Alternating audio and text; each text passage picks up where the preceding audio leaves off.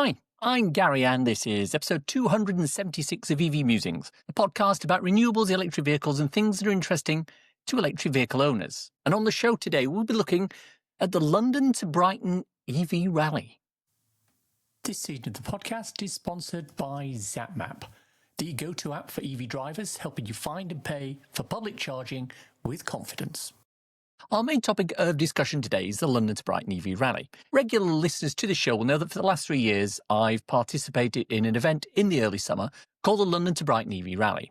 Now, driving from London to Brighton is nothing new. They've been doing it literally for decades. But what sets this apart from other rallies of this sort is that the vehicles are all electric. Now, when the rally itself started several years ago, a journey from London to Brighton with an electric vehicle was still something of a novelty. Depending on where you started, there was the distinct possibility that you wouldn't be able to do the journey without having to stop for a charge. Back then, the charging infrastructure wasn't quite as good as it is now or as plentiful, so whenever you came across a charge point, you'd find a queue of people on the rally waiting to charge. Now, obviously, things have changed a lot since then. The ranges are longer, the charging is more plentiful and quicker, and with very few exceptions, there's rarely a need to actually stop to charge on the run. But the rally itself has morphed alongside the EV uptake, and it's a different thing now to what it was when it started. So to talk about this a little bit, I want to bring in Bill Murray, not that one, the man behind the London to Brighton EV Rally. Hi, I'm Bill Murray. I'm part of Electra Connect. It's an agency that looks at all things EV, mobility and sustainability focused. We run the London to Brighton Rally, the EV Rally. We also run the Powered Up Conference, and we do a series of charge and drive events, which tries to entice people into EVs for the first time, look at charging, look at infrastructure and how they can best adopt a better lifestyle. Fantastic. And we will come through and talk about most of those things individually. But I like to ask people who, for the first time when they come on the podcast, I like to ask them, what's their EV story? How did you come to electric vehicles? Well, I was involved in 2011 in the Brighton to London EV concept rally that the RAC were putting on. So they decided they were going to disprove this fact, I think, that EVs would ever catch on. Hilarious, because we had to have a Prius, the very earliest Tesla, and a Mercedes test van that was brought from Germany, which had a range of 40 miles and took about a week and a half to charge. And we had a fabulous time. I mean, it was a concept which they wanted to disprove, but actually, in a way, we all came together and we had a big party at the Grand Hotel before it started, and then afterwards we ended up in London. And from then on, really, I know that Robert Llewellyn was skirting around the event, and I did it with a couple of friends of mine that worked in Brighton Council. And it was just I just felt free. I felt it wasn't bogged down by the motor industry as a whole, because we were doing something new. So I got my first Zoe, and when it first came out, I couldn't charge that either. I had to keep taking it back to the garage to charge it. But even that, you know what it's like, Gary, driving for the first time, that buzz, that feeling, that clean kind of energy that nothing else compares. And my dad had E-Type Jags and Aston Martins, and he was a welder. So he had a lot of stuff that he was a showy person. And so I grew up, literally, I had petrol from the teat. And I felt like I'd found myself. I don't know, it's a really weird feeling, but I just loved it, loved the feeling, the exhilaration. And really, since 2011, I've never looked back. So notwithstanding what you've just said about the RAC and the Brighton to London, talk to me about how you got involved then in sort of swapping that round and making it London to Brighton and the origin of that actual event. Yeah, I was working with Tom Druitt, who ran the Big Lemon Bus Company, the first electric bus company, fully electric bus company in the UK. And we were sat in the back of my car. It was sort of 2019, thinking about things we could do. We were working on a development project in Brighton. I'd worked in PR for many times. I'd been a journalist for a long time. And we both thought it'd be nice. He wanted to showcase his buses and to see what they can do. So he had a vested interest in making something, not a for-profit interest, but just a way of showcasing what he was doing. I had event experience and, like I say, worked a bit for the BBC and sort of doing stuff all over the place for different commissions and stuff. So it kind of felt like a fun thing to do. And also, London to Brighton is kind of, it's only 59 miles, but it summons that interest. People think of Genevieve or scooters lined up along Brighton seafront. So for me, it was a way of updating what had been going on for about 175 years. Yeah, it's certainly an iconic event. I mean, the original London to Brighton rally, and as you say, it's got the connotation with Genevieve and the mods and the rockers and that sort of stuff. But you've made it just that little bit different by putting in the electric aspect of that. So what was your thinking? I mean, obviously, there's a couple of ways you could do this. You could have said, right, we'll just get as many electric vehicles as we can. We'll start them here, we'll end them there, and it'll be a nice day out. But you didn't quite do that. You went a little bit further. Talk to me a little bit about some of the quirks and the foibles and the little things that you put in to make it unique. Yeah, good point. Good question. We wanted to have an experience. So even then, this was 6 years ago, I felt that if we laid on something that, for 40 quid, whatever it costs to join there and then, you got your breakfast in London, you came together as a group. Bearing in mind, we've got about 100 teams taking part. So it's 100 cars, it's a fairly decent size. But from the outset, even from the night before in London, we had a get together. There was drinks. There was a kind of socialization. It felt a bit like that gumball, cannonball kind of feeling about it, that although it was only 59 miles, it was a gentle look at how we save energy. Because obviously this isn't a race. This is an energy trial. So back then, it was like, see which ones conform the best. And we wanted to give people breakfast and set them off on their way. It's an early start because we want to get them bright and early. So then we thought, give them lunch, because when they're here, keep them together. Brighton's quite a big place.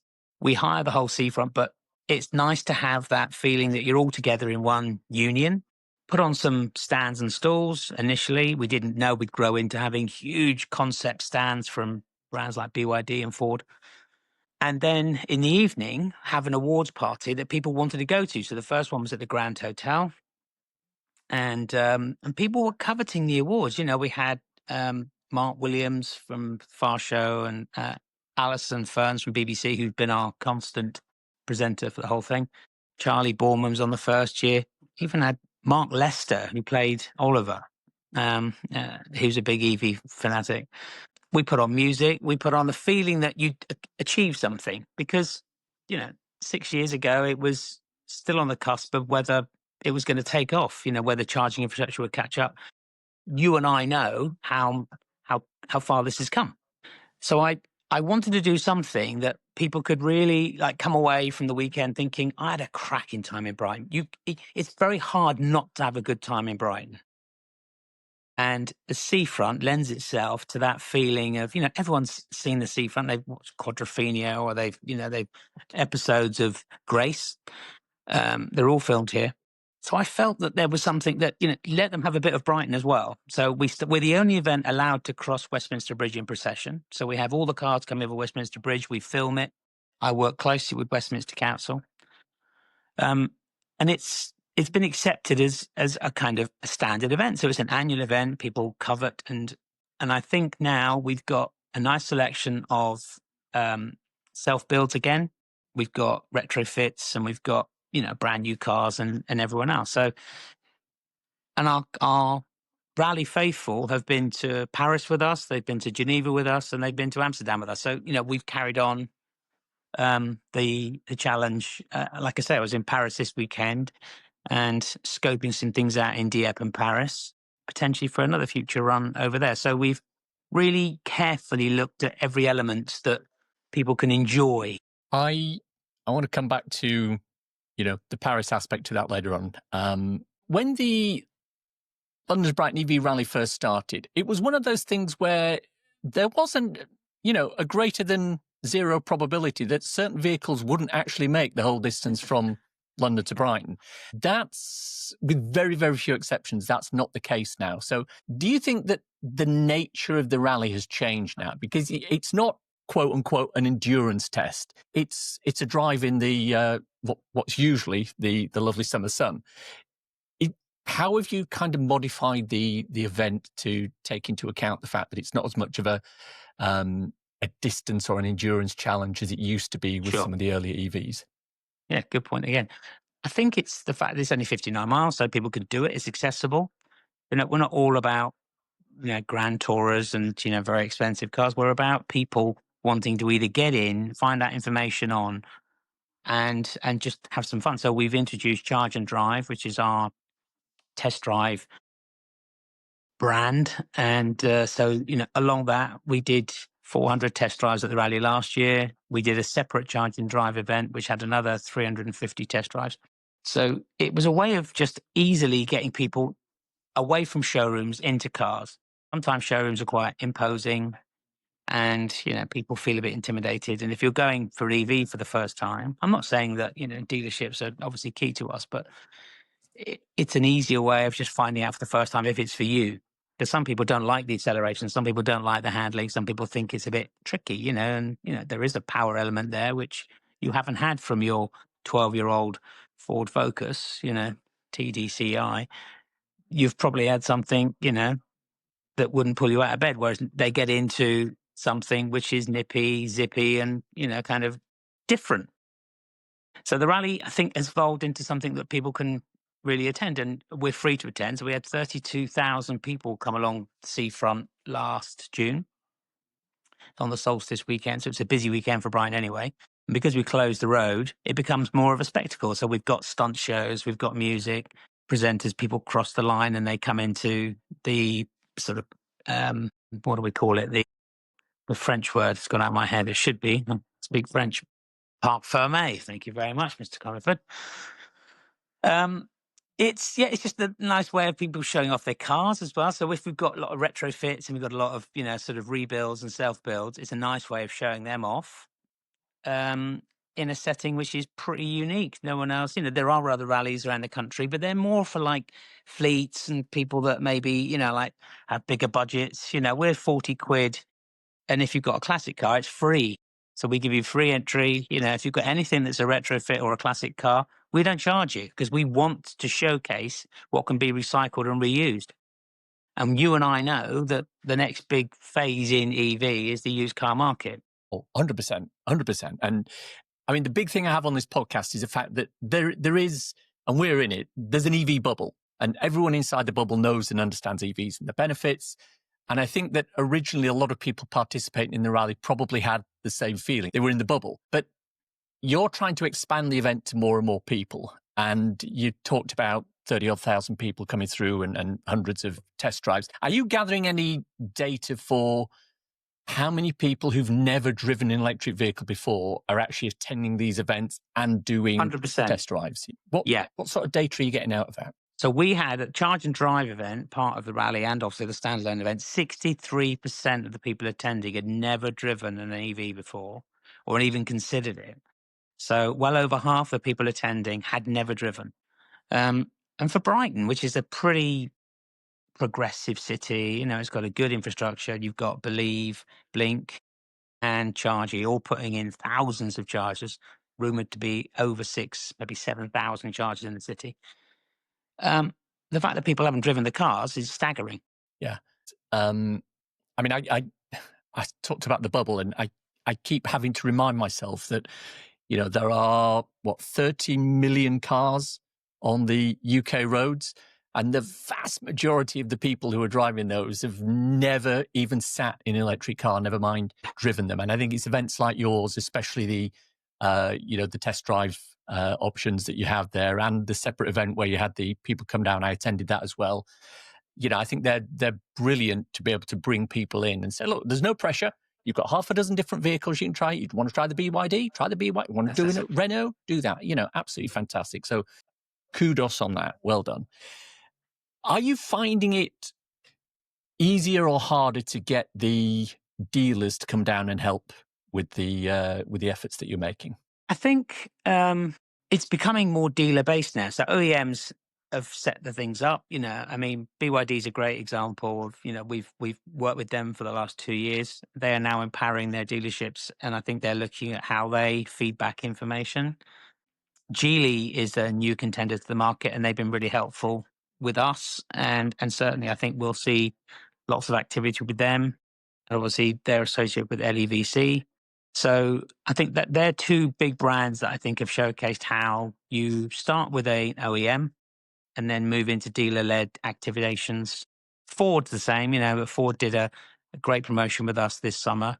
But they're empowering Dynages, their local dealership network, to kind of take up on some of the initiatives that they've spent money on. So yeah, mixture of feedback really. So we're getting more interest from sort of the dealer level, and the OEMs I think are looking at more activations on a smaller level. So I think the bigger shows have suffered a little bit, and it's a shame that London EV Show was delayed this November, because we always love attending that. But looking at Farnborough and what happened at the Everything Electric show, I think there's a real case to answer for smaller shows, more compact, shorter time, and being a bit more punchy. And that's why we do things like Powered Up. So we've got the conference in January, again, free to attend. We're the only free to attend conference. But what we do is we look at how we can integrate B2B relationships into common problems and issues. So this year we're looking at fleet, finance, and kind of the future of how people engage. And we've been really, really lucky. Like you said earlier, Jill has joined us, and Jill Knoll has huge amounts of experience and contact in the industry. The first event we did in January this year was sold out. Well, I say sold out, allocated out and sponsored. This year we've got sponsors from Close Brothers looking at the finance, how the infrastructure builds on that. And another way of just looking at how do you get into the industry, maybe from a different angle. If you've got SME that's got a small fleet looking to change, looking to solar power their depot, looking to look at, battery storage and things like that, then we want to look at that. Because at the rally, we were getting loads of questions about more corporate-led things, rather than people standing looking at a Tesla, licking an ice lolly. They wanted to maybe come in and talk about how our connections over the last 15 years and, how they can further those relationships. So that's why this summer we had a great experience. Last summer with Quinton Wilson. He hosted something for us on the seafront.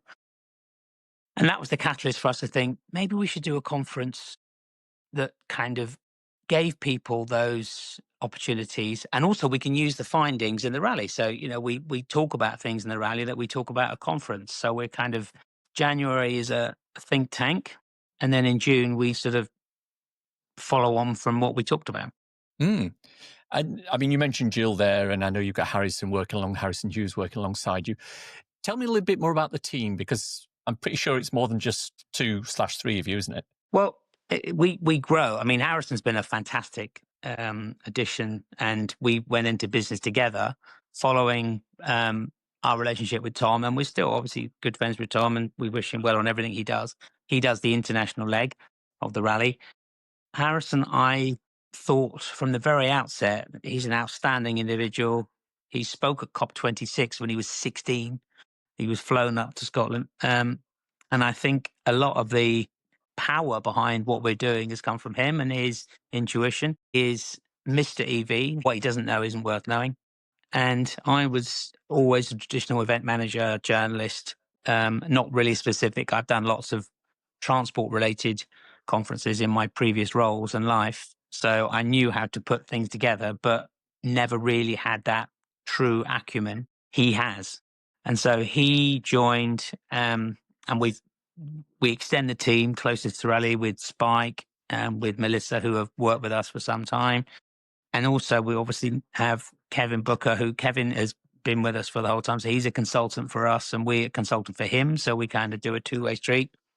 And it's really design team behind us, Ollie from the design team, and helps us with our socials and things. So we've kind of built a little team that can, we can beef it up closer to the rally and the conference. And then, hopefully we can continue a relationship with Jill far into next year. We have ideas about some other stuff we'd like to do. And I think it's the time for growth now. And I'm slightly proud of the fact that of the names that you've mentioned, Harrison's been a guest on the podcast. Quentin's been a guest on the podcast. I think you had Tom Middleditch, who was working alongside Quentin at the thing. He's been on the podcast. Yeah. Kevin as well. So, I think I'm batting quite well on that one there. So, now, just looping back a little bit to the actual event itself, you focused on efficiency on the rally, and prizes are awarded according to who can do the distance with the least amount of energy used rather than the quickest time. Can you cast your mind back and think of any particularly weird anomalies that have come up?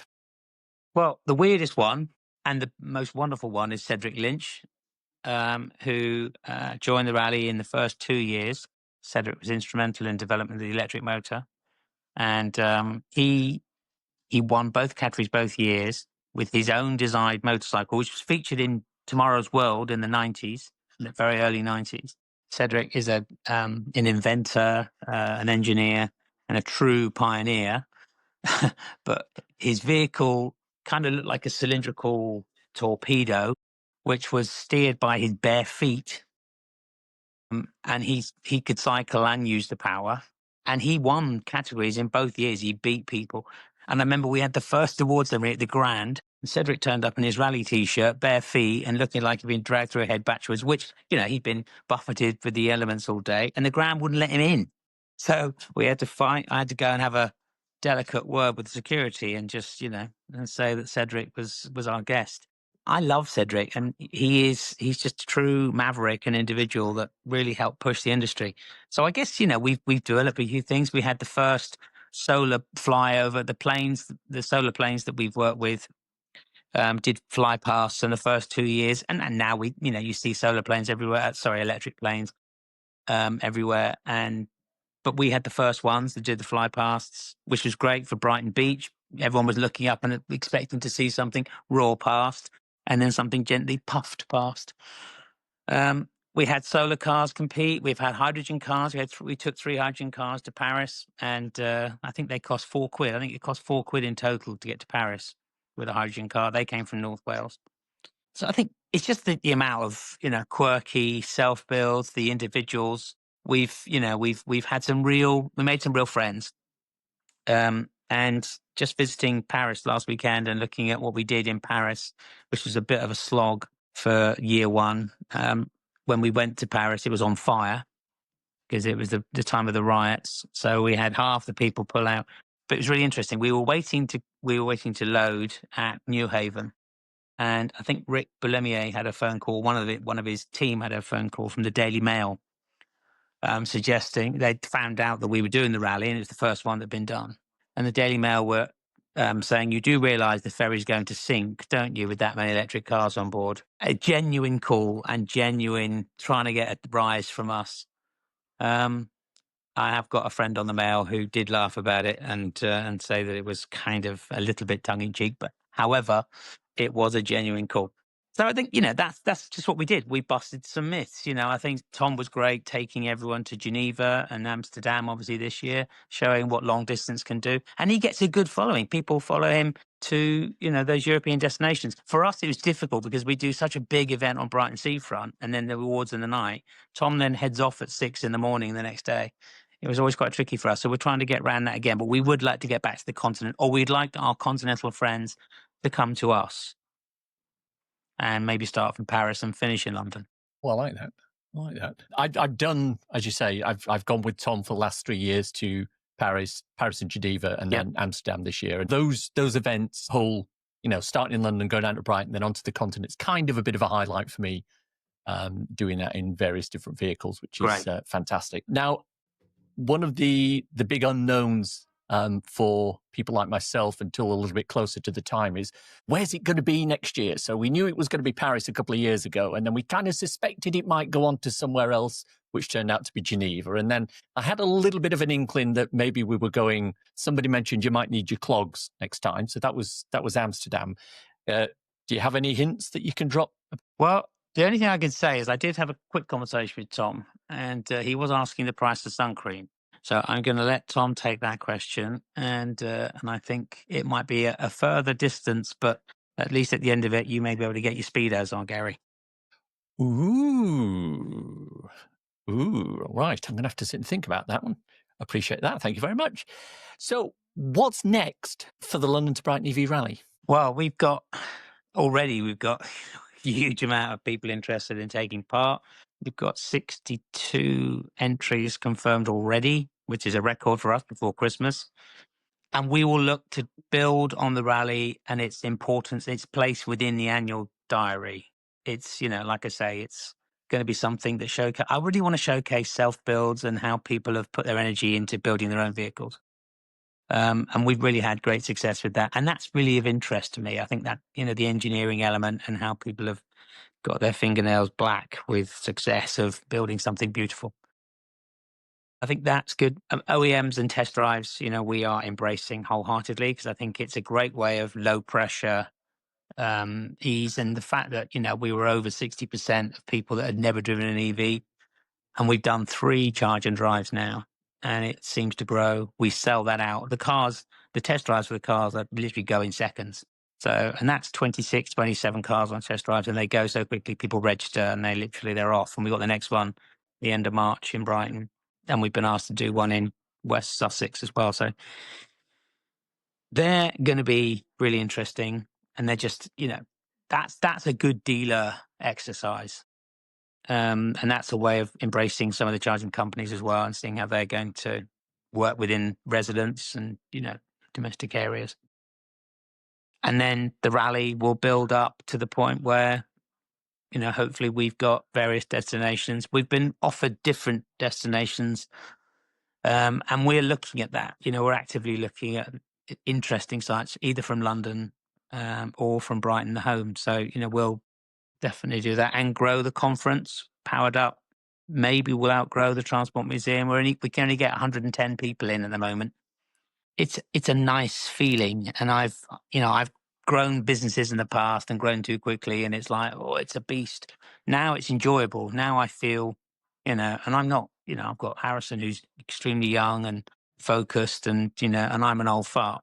So, I've got to balance what's kind of, that what I want to do and what I should do. And I just love it at the moment. I love the feeling that we're in control. It's not too big that we've scaled up too quickly, but we deliver for everyone. And we have the same sponsors every year. So they keep coming back. And we love them because they help keeping the events free to attend or very, very low cost to attend. Yeah, I think you're doing absolutely fantastic there. Long may it continue.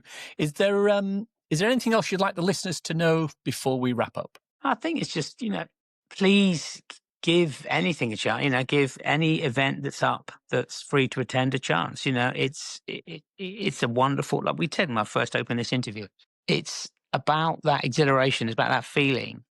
I love the fact that this was old school motoring. You stand and chat to people at charging points. You pull over at services and you have a conversation.